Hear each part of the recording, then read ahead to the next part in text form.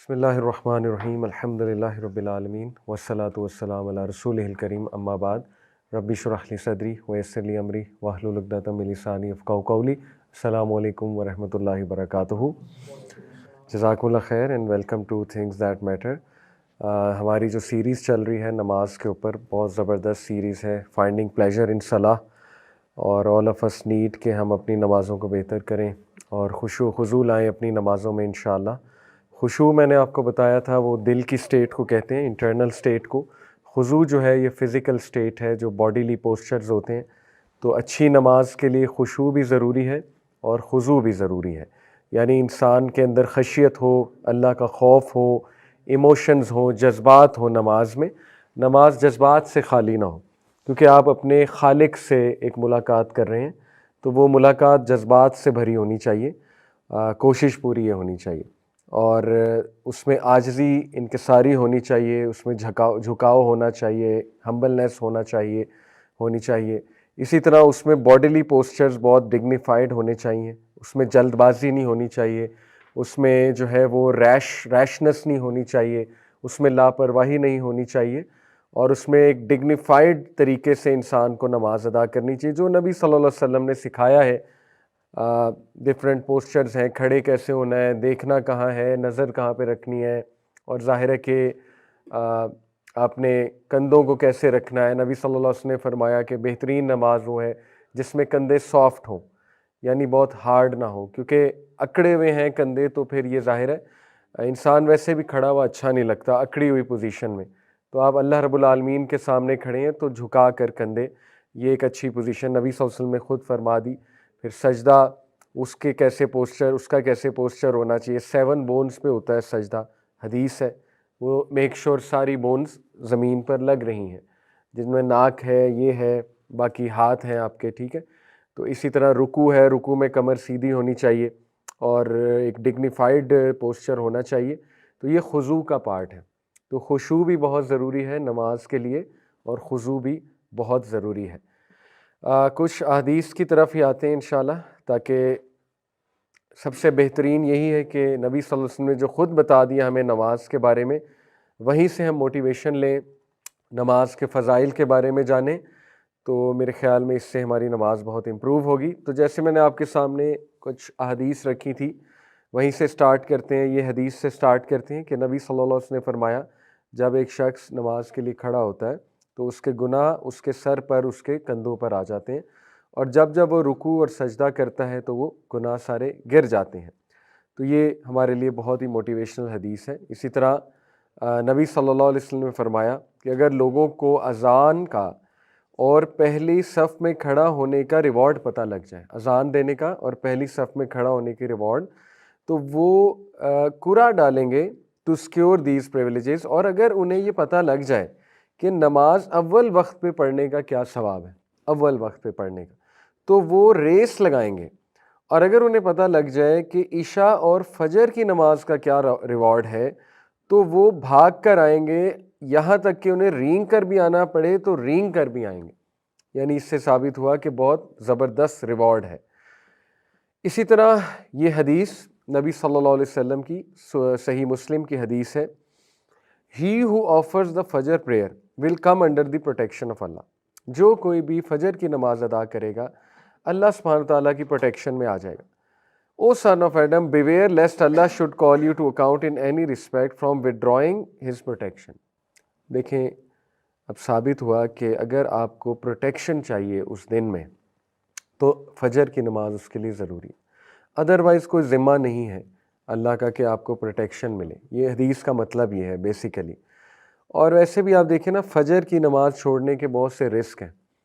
شیطان، وہ حدیث آپ نے پڑھی ہوئی ہے، فجر کی نماز جو چھوڑتا ہے تو شیطان اس کے کان میں پیشاب کرتا ہے. تو دیکھیں یہ کیا ہے، یہ میرے نزدیک تو یہ جادو ہے. شیطانی ساری چیزیں جادو سے ریلیٹڈ ہوتی ہیں نا. تو لوگ کہتے ہیں ہم پہ جادو ہو گیا، تو جادو تو تبھی ہو جاتا ہے جب فجر کی نماز چھوٹ جائے. جادو اس سینس میں کہ ایک دھوکے میں انسان رہے اور ڈسیپشن میں رہے، کیونکہ شیطانی عمل شروع میں ہی ہو گیا، صبح ہی ہو گیا.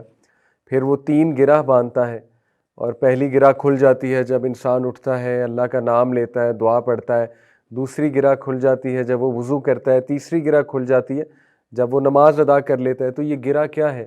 شیطان کی گرہ بھی ایک قسم کا جادو ہی ہے نا۔ تو بہرحال سوچنے کی بات یہ ہے کہ انسان کہتا ہے میری زندگی ٹھیک نہیں چل رہی، میری زندگی میں برکت نہیں ہے یا ڈیفیکلٹیز ہیں لائف میں، تو اسے سوچنا چاہیے کہ فجر کی نماز ہی نہیں پڑھ رہا، تو شیطانی عمل تو ہوگا زندگی میں، ٹھیک ہے۔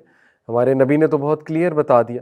تو فجر کی نماز پروٹیکشن ہے، بہت بڑی پروٹیکشن ہے، اور تھرو آؤٹ ہسٹری آپ دیکھیں گے، تھرو آؤٹ ہسٹری جتنی بھی تہذیب آپ کو تہذیبیں ملیں گی، سویلائزیشنز ملیں گی، ان میں صبح میں اٹھنا اور صبح میں اٹھ کے کوئی اسپرچول ایکٹیویٹی کرنا، ایون یوگا کرنا، یہ تو آپ کو ہر طبقے میں ملے گا، ہر اس انسان کی روٹین میں ملے گا جو عقل مند ہے۔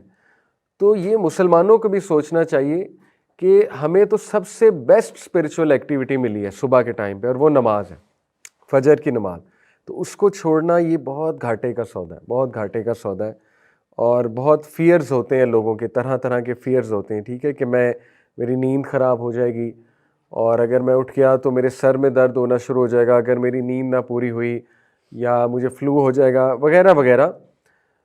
آن دا کنٹرری آپ فجر کی نماز پڑھیں گے، اللہ آپ کو صحت دے دے گا، آپ کی صحت بہتر ہو جائے گی، ٹھیک ہے، آپ کی انرجی بہتر ہو جائے گی۔ تو یہ تو فیئر ہے، شیطان یہ فیئرز ڈالتا ہے۔ بہرحال نبی صلی اللہ علیہ وسلم نے فرمایا، یہ میں آپ کو حدیث بتا چکا ہوں، کہ اگر انہیں فجر اور عشاء کی نماز کے میرٹس پتہ لگ جائیں تو وہ رینگ کر بھی آئیں گے۔ فجر کے کچھ میرٹس آپ کے سامنے ہیں۔ سب سے پہلے اللہ کی پروٹیکشن، ڈیوائن پروٹیکشن، یہ صحیح مسلم میں آتا ہے۔ نمبر 2، فجر کی جو تلاوت ہے، نماز کی تلاوت، وہ فرشتے وٹنس کرتے ہیں۔ فجر کی نماز کی تلاوت فرشتے وٹنس کرتے ہیں، تو یہ بہت خوبصورت بات ہے۔ فرشتے آپ کو کھڑا وٹنس کرتے ہیں، آپ کا نام بتاتے ہیں اللہ سبحانہ تعالیٰ کو جا کر واپس، ٹھیک ہے، کہ یہ شخص آیا تھا۔ حدیث میں آتا ہے کہ جب انسان فوت ہوگا اور اس کی روح کو اوپر لے جایا جا رہا ہوگا، فرشتے آئیں گے اس کی روح کو اوپر لے کر جائیں گے، اگر تو نیک روح ہے، ٹھیک ہے، تو فرشتے بڑی خوبصورت شکلوں میں آئیں گے اور سفید لباس پہنا ہوگا، اس کی روح کو پہلے آسمان پہ، دوسرے آسمان پہ، 7 آسمان تک لے جائیں گے۔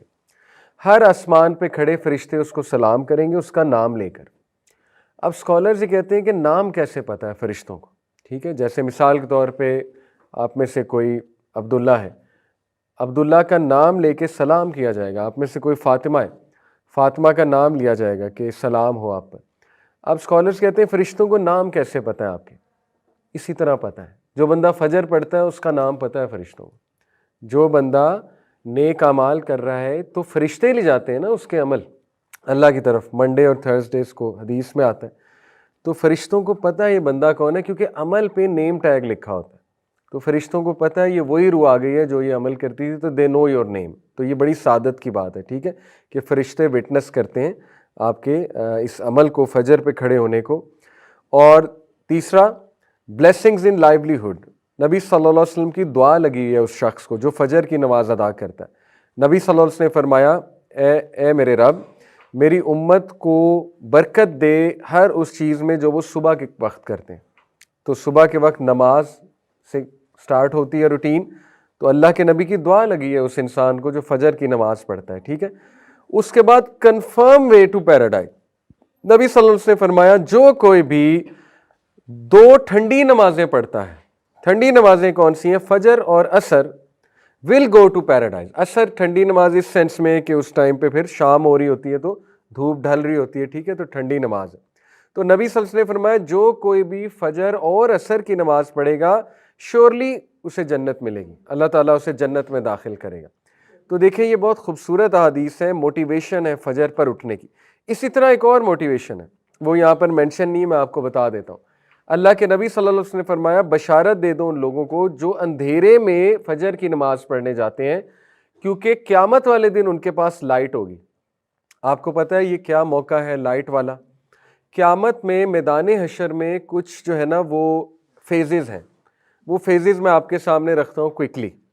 سب سے پہلا فیز جب اللہ ہم سب کو اٹھائے گا، مردوں میں اللہ تعالیٰ روح رکھے گا، دوبارہ سے اٹھائے گا سب کو، تو سب سے پہلے سٹینڈنگ ہے، لوگ بہت دیر تک کھڑے رہیں گے، یعنی پہلے وہ چلیں گے میدان حشر کی طرف ایک دم سے بوکھلا کر یہ کیا ہو گیا، ہمیں کس نے اٹھا دیا، اور چل کر وہ میدان حشر کی طرف جائیں گے اور وہاں جا کے وہ بہت دیر تک کھڑے رہیں گے۔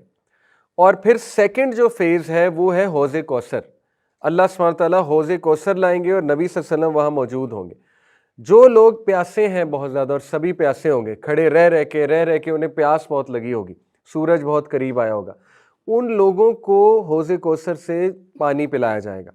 بہت سے لوگ بھاگیں گے حوض کوثر کی طرف، لیکن صرف ان لوگوں کو آگے کیا جائے گا جو نبی صلی اللہ علیہ وسلم کی سنت پر زندگی گزارتے تھے. ان کو پانی پلایا جائے گا وہاں سے، جو بھی مشروب ہے وہ پلایا جائے گا حوض کوثر سے. باقیوں کو پیچھے کر دیا جائے گا. کفار کو تو ویسے ہی پیچھے کر دیا جائے گا، لیکن ایسے لوگ جو مسلمان ہیں لیکن انہوں نے سنت پر عمل نہیں کیا یا چینج کر دیا، دین کو بدعت میں پڑ گئے، ان کو بھی فرشتے پیچھے کر دیں گے. دوسرا فیز ہے. تیسرا فیز یہ ہے کہ دوبارہ سے بہت دیر تک کھڑا رہنے پڑے گا، اور یہاں تک کہ لوگ اللہ سے یہ التجا کرنے لگیں گے کہ اے ہمارے رب بے شک ہمیں جہنم میں ڈال دے، یہاں سے نکال لے. یعنی اتنا زیادہ وہاں پہ ٹرائل ہوگا میدان حشر میں. اور اس کے بعد نبی صلی اللہ علیہ وسلم سفارش کریں گے. سفارش اللہ سے کریں گے سجدے میں گر کے. کس چیز کی سفارش؟ کہ اللہ حساب شروع کر دے. تو اللہ تعالیٰ حساب شروع کر دیں گے. ٹھیک ہے. حساب کس طرح شروع ہوگا؟ سب سے پہلے انسان کے ڈیڈز کو ایگزامن کیا جائے گا. Examination of deeds. آپ کے ہاتھ میں آپ کا اعمال نامہ پکڑایا جائے گا. ٹھیک ہے. اس کو ایگزامینیشن آف ڈیڈز کہتے ہیں. اس کے بعد میزان سجایا جائے گا. پہلی سٹیج ہے ایگزامینیشن. اس کے بعد میزان کس لیے سجایا جائے گا؟ کہ یہ دوبارہ دیکھ لیں، ان کو تسلی ہو جائے دوبارہ کہ کوئی زیادتی نہیں. میزان میں بھی اعمال تولے جائیں گے. اور میزان میں اعمال تولنے کے بعد جو ہے وہ پھر ایک فیز آتا ہے جب کہ اندھیرا چھا جائے گا، گھپ اندھیرا چھا جائے گا، پچ ڈارکنیس ہوگی. اس میں کچھ لوگوں کے پاس لائٹ ہوگی. ٹھیک ہے. وہ لوگ لائٹ کے سہارے پل صراط کی طرف جائیں گے اور ایزیلی پہنچ جائیں گے. کچھ لوگ کے پاس بالکل لائٹ نہیں ہوگی تو وہ گریں گے، کٹیں گے، زخم لگیں گے انہیں، اور بہت زیادہ تکالیف جھیلیں گے اور بہت ایک مینٹل ڈسٹریس سے گزریں گے، اور پھر جا کر پل صراط تک پہنچیں گے. یہ لائٹ والے کون لوگ ہیں؟ فجر والے اس دن. ٹھیک ہے. حدیث میں آتا ہے کہ ان لوگوں کو بشارت دے دو قیامت والے دن ان کے پاس لائٹ ہوگی. اس فیز میں لائٹ ہوگی جب پچ ڈارکنیس ہے. ٹھیک ہے. یہ وہ والے لوگ ہیں. تو دیکھیں اتنے زیادہ فائدے سبحان اللہ فجر کے. فجر کی نماز جو ہے وہ اس کو چھوڑنا بہت بڑا گھاٹے کا سودا ہے. یہ ایک جسٹ ٹو کریٹ امپیکٹ اور جسٹ ٹو ٹیل یو کہ نبی صلی اللہ علیہ وسلم when he said فجر کی 2 سنتیں دنیا کی ہر چیز سے زیادہ قیمتی ہیں. تو جسٹ ٹو کریٹ امپیکٹ، یہ مکیش امبانی کا گھر ہے اور یہ دنیا کا سب سے مہنگا گھر ہے. ممبئی میں ہے غالباً، دنیا کا سب سے مہنگا گھر ہے. تو فجر کی سنتیں اس سے بھی زیادہ قیمتی ہیں. 2 سنتیں فجر کی، حدیث میں آتا ہے. 2 cycles of prayer، 2 سنتیں فجر کی before the فجر prayer، یعنی 2 سنتیں are better than the world and everything in it. دنیا اور دنیا کی ہر نعمت سے بہتر ہے فجر کی 2 سنتیں. They are both more beloved to me than the entire world. وہ میرے لیے دنیا کی تمام چیزوں سے زیادہ قیمتی ہیں. نبی صلی اللہ علیہ وسلم یہ کہہ رہے. تو دیکھیں کتنا ریوارڈ ہے فجر کی 2 سنتوں میں. ٹھیک ہے. تو یہ ہمارے لیے موٹیویشن ہے کہ فجر کی نماز وہ کیچ کرنا کتنا ضروری ہے. نبی صلی اللہ علیہ وسلم نے فرمایا، صحیح بخاری صحیح